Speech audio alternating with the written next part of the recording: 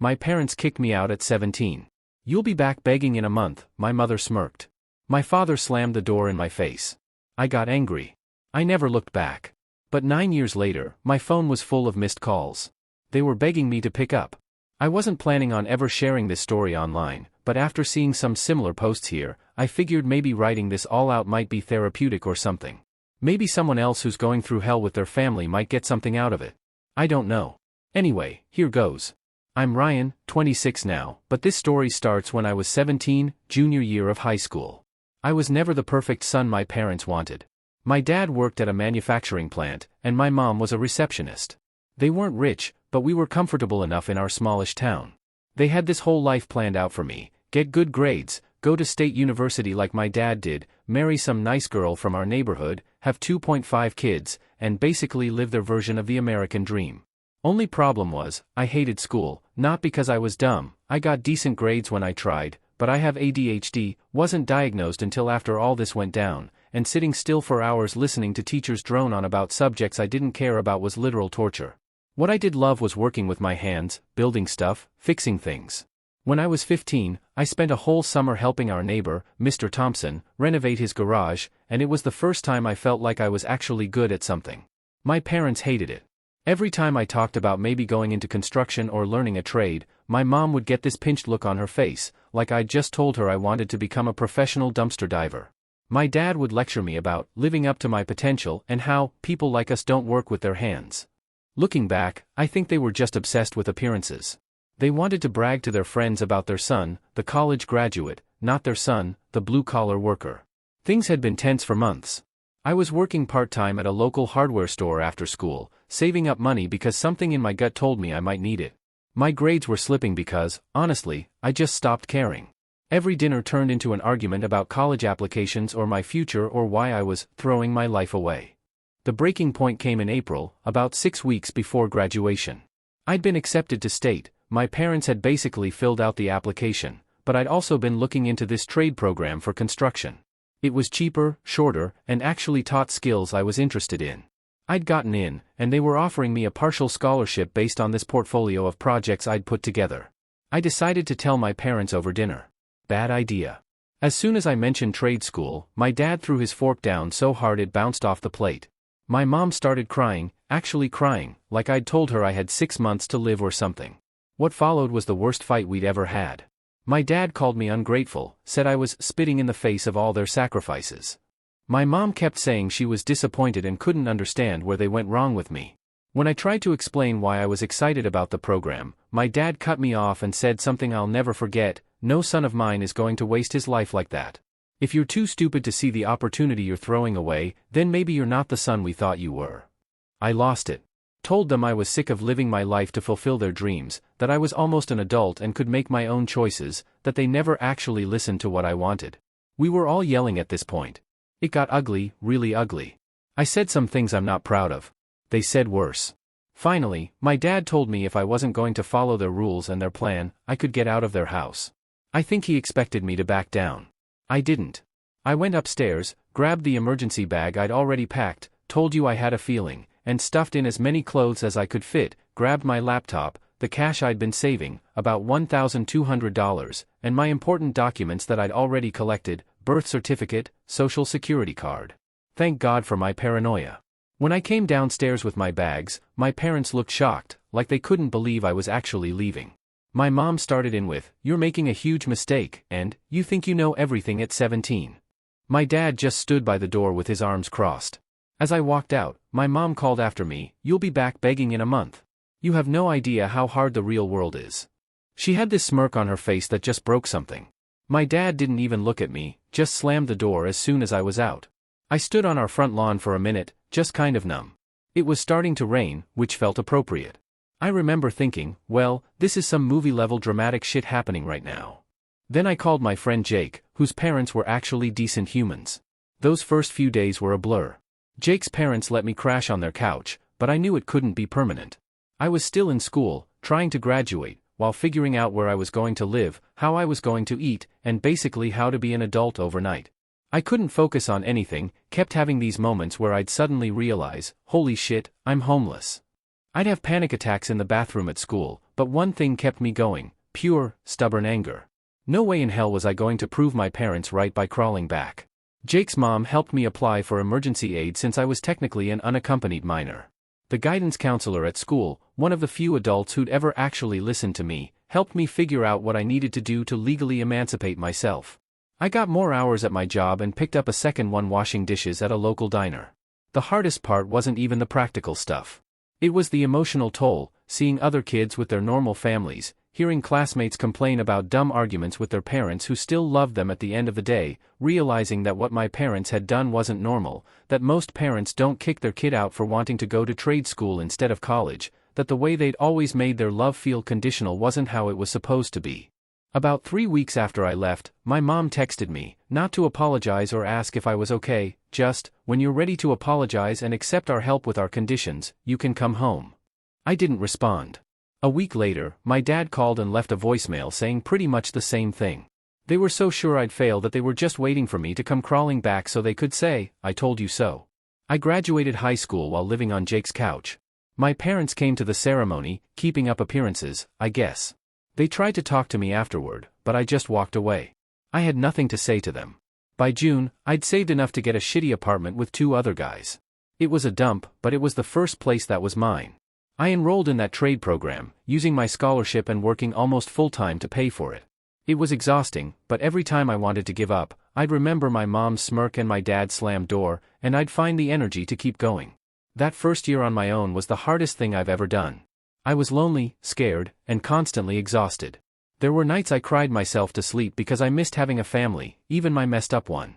There were mornings I woke up and couldn't find the energy to get out of bed. But I did, every single time. And you know what? I never went back begging, not after a month, not ever. This is getting long, so I'll post part 2 tomorrow if people are interested. That's when things started to turn around for me, but it was still a long road ahead. Edit: Wow, didn't expect this to blow up. Thanks for all the supportive comments. Part 2 coming tomorrow. Update 1, so, thanks for all the comments on my last post. Honestly didn't expect so many people to relate to this. Anyway, picking up where I left off. The first few months on my own were low-key a nightmare, not gonna lie. After crashing at Jake's place for those initial weeks, I managed to find this absolute dump of an apartment with 2 other guys. One was this dude, Ethan, who worked nights, so I barely saw him, and the other was Mason, who I'm pretty sure was dealing something but minded his own business and paid rent on time, so whatever. The place had roaches that would literally wave at you when you turned on the kitchen light. The shower would randomly go ice-cold mid-rinse, nothing like screaming while shampoo runs into your eyes, and the walls might as well have been made of paper. I knew way too much about our neighbor's relationship drama. But here's the thing, it was mine, or at least 1/3 mine. No one could kick me out as long as I paid rent. I was working these 2 garbage jobs, hardware store evenings and diner on weekends. Between that and trying to finish trade school, I was sleeping maybe 4 hours a night. My diet was basically ramen, eggs, and whatever leftover pancakes or fries I could snag from the diner. Lost like 20 pounds those first few months. Probably looked like a walking corpse most days. The weirdest part was seeing these Instagram posts from kids my age, living their best lives, college parties, family vacations, all that normal stuff, while I was trying to figure out if I could skip doing laundry for another week because the laundromat took quarters, and I needed those quarters for the bus. My parents tried reaching out a few times, always with the same energy. When was I going to stop this nonsense and come home, except home meant follow their plan. They never once asked if I was okay, like, "Hey, your teenage son is living in a roach motel, maybe check if he has food." Nope, just when was I going to admit I was wrong and crawl back. I remember my dad actually showed up at the hardware store once, about 3 months after I left. I was restocking light bulbs when my coworker was like, "Some dude in khakis is asking for you up front." I peeked out and saw him standing there, looking so out of place among the paint cans and lumber. I hid in the stockroom until he left, watched him through the window standing in the parking lot for 15 minutes before finally getting in his car. He never came back. Things started to shift about 4 months in. There was this regular customer at the hardware store, Mr. Garcia, who was always buying stuff for different projects. One day, he needed help finding some specific sink parts, and I ended up not just finding them but explaining exactly how to install them, even drew him a little diagram. Turned out the guy did renovations and repairs, mostly kitchens and bathrooms. He said I clearly knew my stuff and asked if I'd ever thought about helping him out on some jobs. The money was better than the hardware store, and it was actually related to what I was learning in trade school. Felt like the first actual break I'd gotten since leaving home. Mr. Garcia was nothing like my dad. He didn't look down on people who worked with their hands. He took pride in it, would literally stop in the middle of installing a faucet to show me the right way to set the gasket or why one technique was better than another. For the first time, I felt like someone actually saw potential in me, not just what they wanted me to be. Around the 6-month mark, my parents changed tactics. My mom started texting that she missed me. My dad sent this message saying they were willing to compromise on my education if I moved back home. TBH, it just made me angry all over again, like, were they seriously expecting me to give up my independence just because they were now allowing me to make some of my own choices? Hard pass. I finished my first year of trade school with decent grades. Turned out I wasn't too stupid, after all, I just needed to be learning something I actually gave a crap about. Mr. Garcia started giving me more responsibility, better pay. I moved out of the Roach Motel into a slightly better apartment with just one roommate, this nursing student named Dylan who was nearly as broke as me but at least understood basic hygiene. By 19, I'd gotten my first certification and was making okay money, not Instagram flexing money, but enough to buy actual groceries, pay bills on time, even start putting a little aside. Mr. Garcia would recommend me for side jobs on weekends, small repairs, installations, that kind of thing. Building a reputation, building a client list. The strange thing about working in people's homes is you see a lot about how families actually function. I'd be installing a light fixture, overhear parents encouraging their kids, praising them for B's on tests, hugging them just because. I'd see photos on walls of family vacations, graduation ceremonies, silly moments, normal families that fought sometimes but still loved each other without conditions. It was eye-opening, made me realize how messed up my own family dynamic had been. When I was almost 20, my mom showed up at my apartment unannounced. No idea how she found my address, probably through some mutual Facebook friend. I almost didn't recognize her standing there in my doorway. She looked older, somehow.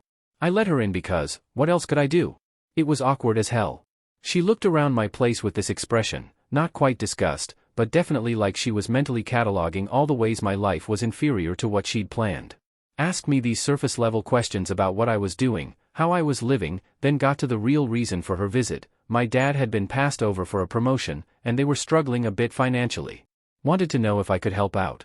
The audacity actually made me laugh. 2 years earlier, they'd thrown me out, told me I'd fail on my own, and now they wanted me to help them? I told her I was still establishing myself and couldn't spare anything. She left looking annoyed, like I'd failed some test. Didn't even say she was proud of me for making it on my own. After that visit, I went through a weird emotional patch. Started questioning everything. Was I wrong to keep them at a distance? Was I being too harsh? But then I'd remember how they treated me, how they'd never actually apologized, and I'd get angry all over again. My roommate Dylan noticed I was in a funk and introduced me to his friend Mia, who was studying psychology.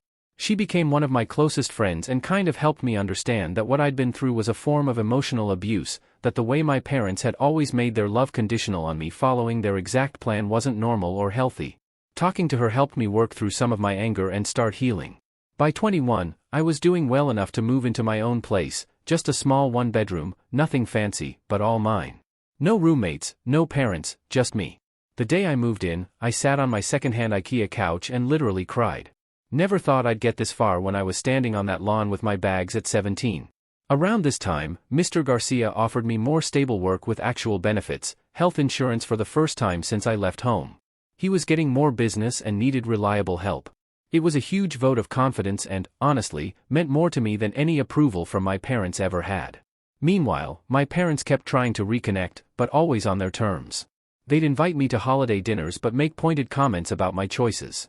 They'd offer help, which I never accepted, but with strings attached. Every interaction left me feeling drained and angry.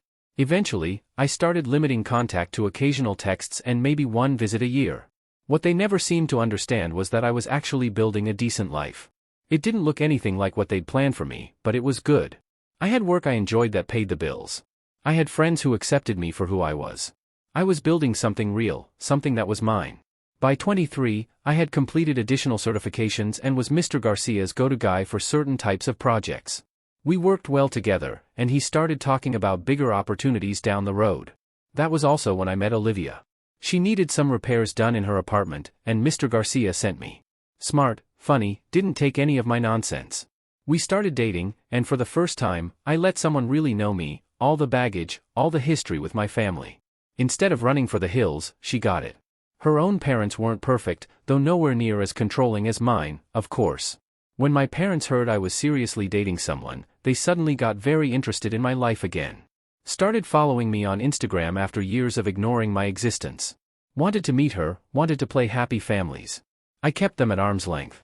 Olivia deserved better than to be dragged into their mind games.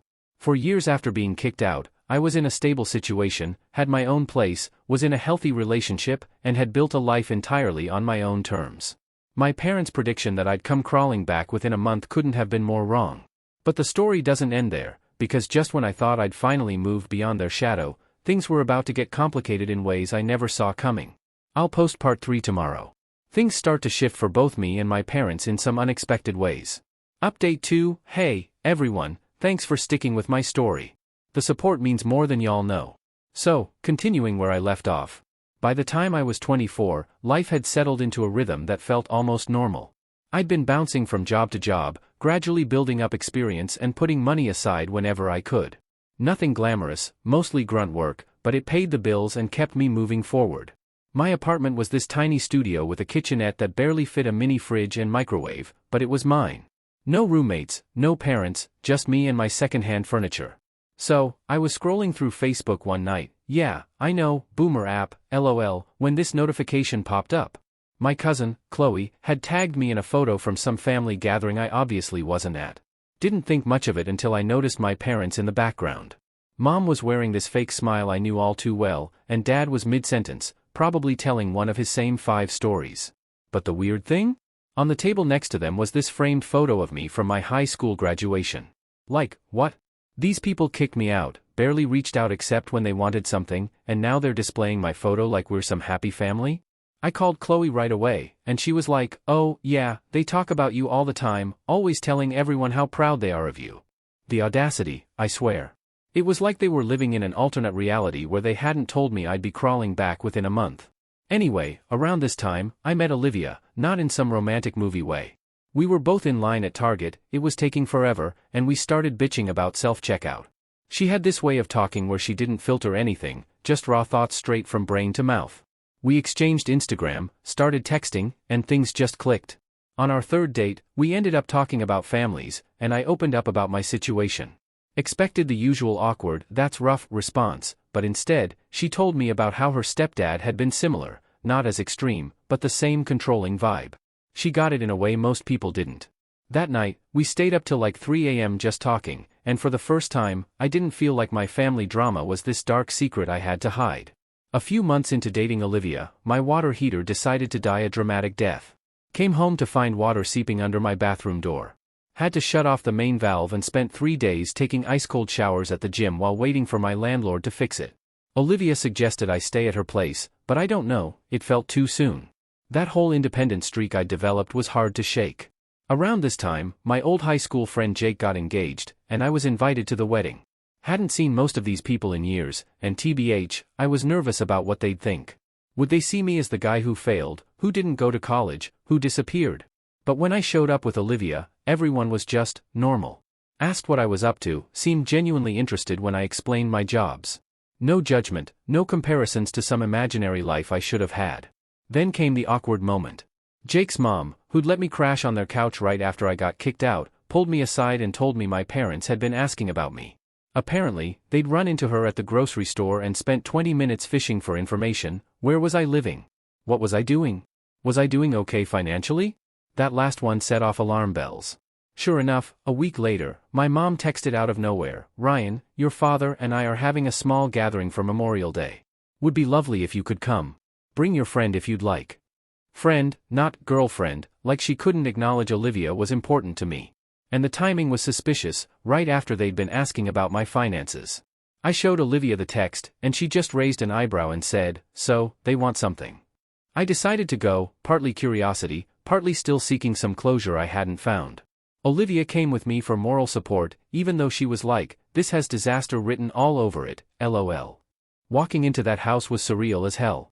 Everything looked exactly the same furniture, same photos on the walls, now including that graduation pic, same smell of my mom's weird apple cinnamon air freshener that always gave me a headache. But I felt like a visitor, not someone coming home. This small gathering was basically just my parents, my aunt and uncle, and my dad's work friend, Mr. Jenkins, and his wife. Everyone acted super normal, like I was just a son who'd been away at school or something. The entire time, I kept waiting for the other shoe to drop. It finally came after dinner. My dad pulled me into his study, that sacred space I'd never been allowed to enter as a kid without permission. He started with small talk about the economy, how things were tough all over, and then finally got to the point. He'd been downsized at work after 27 years at the same company. They'd replaced him with some kid with a fancy degree who'd work for half the salary. The irony wasn't lost on me, all those years pushing me toward college, and now he was bitter about college grads. He didn't outright ask for money but kept hinting at their temporary difficulties and how family should support each other in hard times. I just sat there, thinking about the night they'd thrown me out, my mom's smirk, her certainty I'd be back begging within a month. I told him I'd think about it. That was all I could manage without saying something I'd regret. Olivia and I left soon after, and in the car, she just looked at me and said, "Well, that was the most passive-aggressive dinner I've ever survived." For the next few weeks, the texts from my mom became more frequent. How was I doing? Had I thought about what my dad mentioned? Did I need their old dining table since they were updating the house? Translation: selling furniture to pay bills. Meanwhile, my life was actually on an upswing. I'd found a decent-paying job at this local place, nothing fancy, but stable, with actual benefits.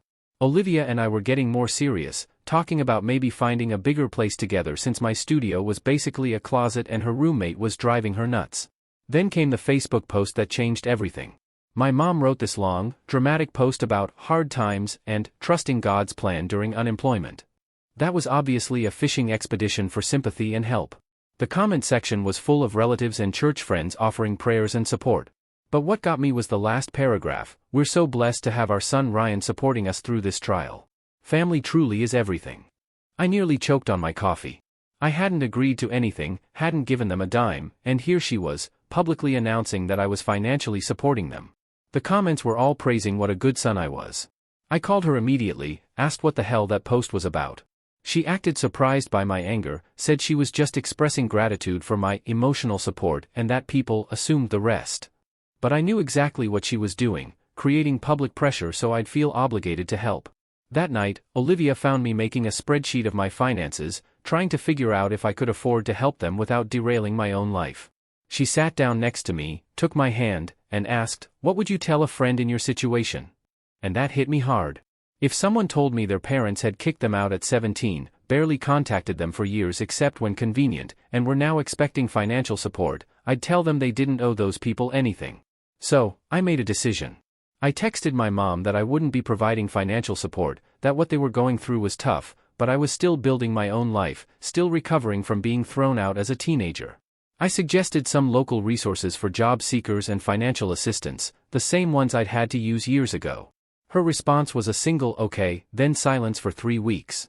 Until yesterday, when my phone exploded with notifications, texts, calls, voicemails, all from my parents and various relatives. Apparently, my parents' financial situation had gone from bad to worse. Dad still hadn't found work, they were facing possible foreclosure, and somehow, this had all become my problem to solve. My aunt left a voicemail saying I needed to step up and be the man your father raised you to be. The irony of that statement made me laugh out loud in a way that probably wasn't entirely healthy.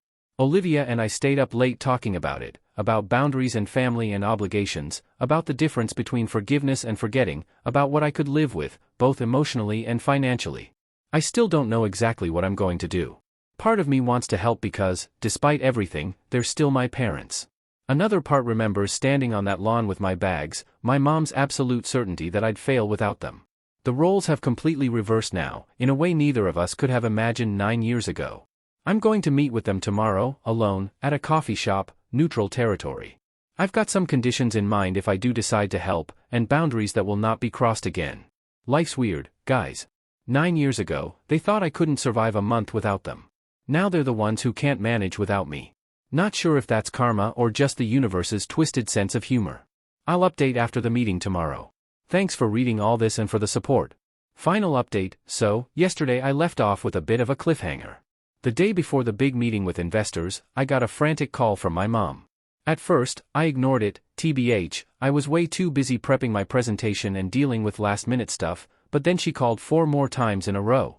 Then my aunt called, then my cousin. Something was clearly up. When I finally answered, my mom was crying so hard I could barely understand her. After she calmed down a bit, she told me my dad had been laid off again, but this time it was worse. They were 3 months behind on their mortgage, the car had just died, and now they'd gotten an eviction notice.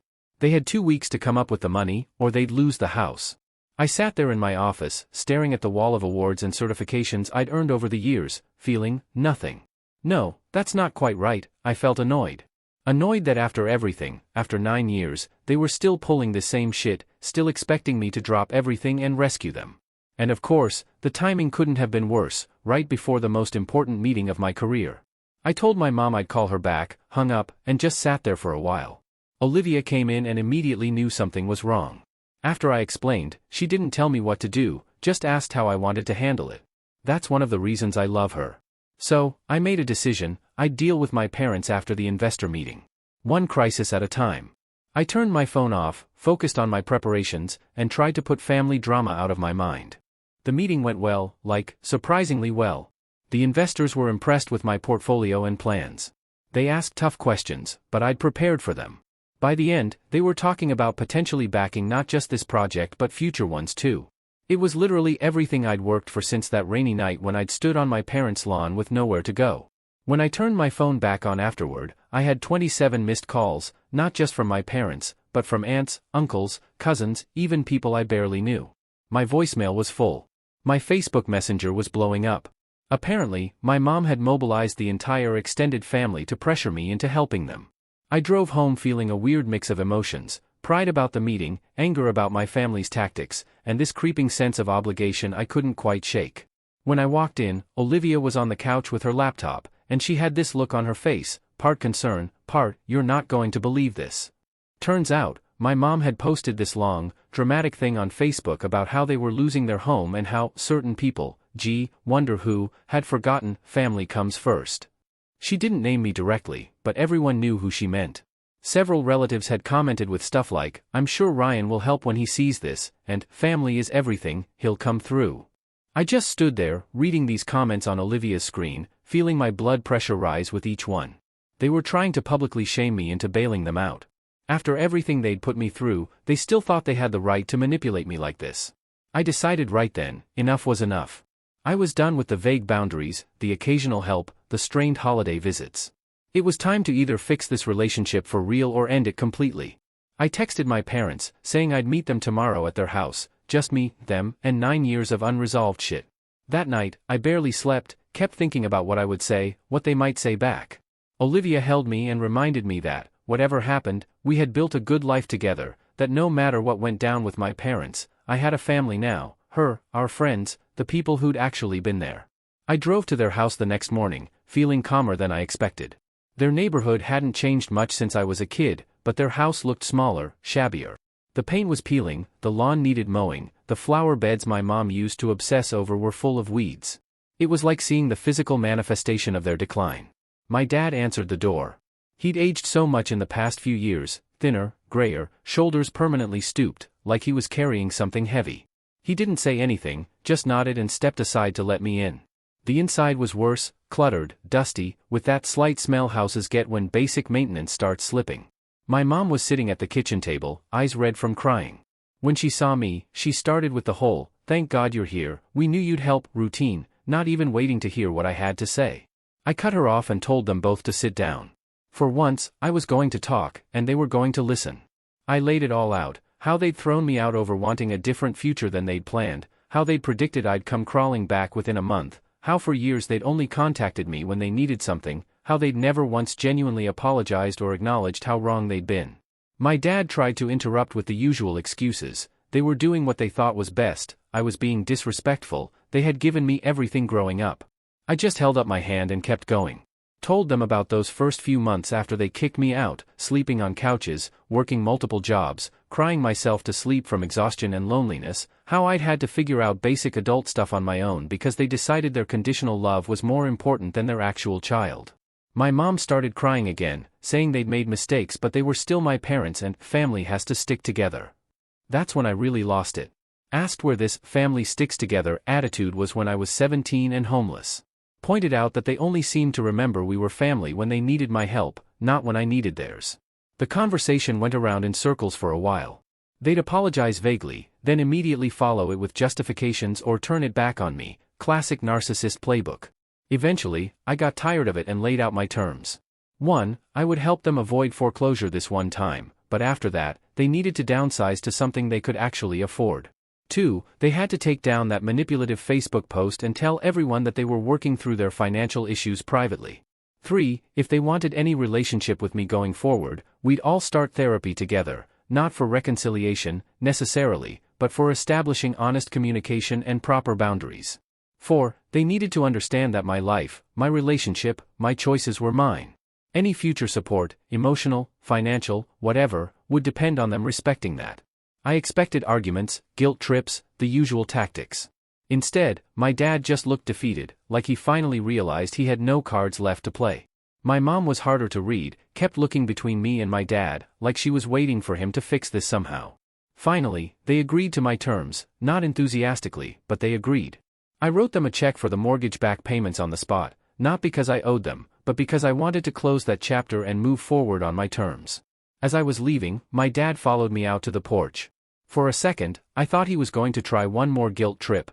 Instead, he said something that actually caught me off guard. You turned out all right. Better than all right. Not how I pictured, but you did good. It wasn't a full apology, wasn't even close to making up for everything, but it was possibly the first genuine thing he'd said to me in years. I didn't respond right away, just stood there on the porch where he'd slammed the door in my face 9 years ago. Finally, I just said, I know, and walked to my car. In the month since, it's been complicated. They've kept their end of the bargain so far. Therapy is awkward and difficult, but necessary. They're looking at condos and smaller houses. The Facebook drama got cleaned up. Small steps. I don't know if we'll ever have the kind of relationship other people have with their parents, too much water under that bridge. But at least now we're building something based on reality, not manipulation and denial. What I do know is this, that scared 17-year-old kid standing in the rain with nowhere to go. He did all right for himself. Built a life on his own terms, found people who love him unconditionally, and eventually, he stopped letting his parents' rejection define him. That night, lying in bed with Olivia, I finally deleted all those missed calls from my phone. They'd been living in my notification center for weeks, this digital reminder of my parents' desperation. As I watched them disappear, I felt something I hadn't expected, not satisfaction or vindication, but a quiet sense of closure. 9 years ago, they thought I couldn't survive without them. Turns out, they were the ones who couldn't survive without me. And in the end, that realization was worth more than any "I told you so."